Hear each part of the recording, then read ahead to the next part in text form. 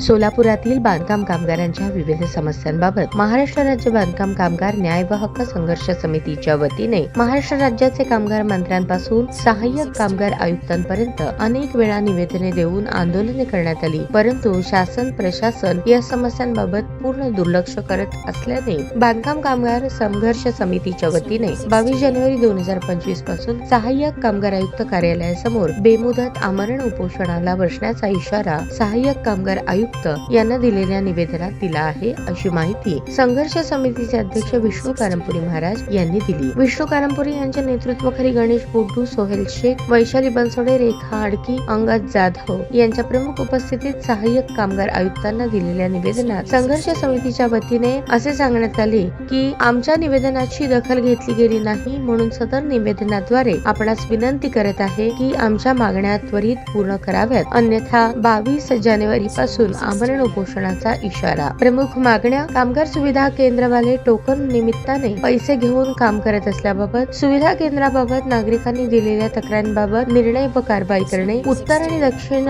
तालुका या WFC चे कार्यालय एकाच ठिकाणी सुरुवात करावी, म्हणजे नागरिकांना त्रास होणार नाही आणि भ्रष्टाचार होणार नाही। नोंदणी, नूतनीकरण आणि लाभार्थ्यांचे अर्ज भरण्यासाठी या कार्यालयात आलेल्या बांधकाम कामगारांना टोकन देण्यात यावे। भांडी वितरणासाठी कामगारांना मागणीप्रमाणे सहाय्यक कामगार आयुक्त कार्यालयामार्फत टोकन देण्यात यावे। 90 दिवसांचे प्रमाणपत्र दिलेले ठेकेदार सुद्धा स्वतःचे बांधकाम कामगार म्हणून नोंदणी आणि लाभ घेतलेल्या ठेकेदारांची चौकशी करून कारवाई करण्याबाबत गेल्या वर्षभरापासून ग्रेस पिरियड मध्ये प्रलंबित नूतनीकरण लवकरात लवकर करावे। या सर्व मागण्या मान्य न झाल्यास 22 जानेवारी 2025 पासून आमरण उपोषण करण्यात येईल, याची नोंद घ्यावी, असे निवेदनात म्हटले आहे।